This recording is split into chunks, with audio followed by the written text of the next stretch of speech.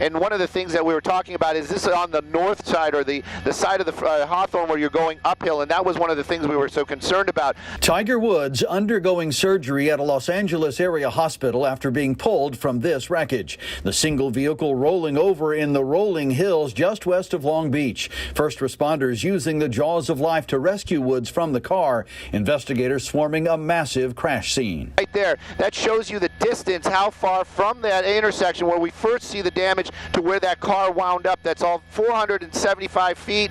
Golf bags and suitcases sitting just feet from the car, police tagging evidence in the road. A sign for Rolling Hills Estates, knocked down and lying in the street. Woods' agent saying he suffered multiple leg injuries. The pro golfer was already recovering from his 5th back surgery last month. In 2017, Woods announced he was receiving professional help with managing his back pain medications. 2 years later, that huge comeback, winning the 2019 Masters. Tonight, the sports world wondering how this might affect the course of his career. All right, looking back out live in Rolling Hills, California now, Fox Los Angeles reporting that Woods was conscious and speaking to his rescuers. A sheriff's department source telling the Fox station in L.A. that there were no alcohol or drugs involved in the crash.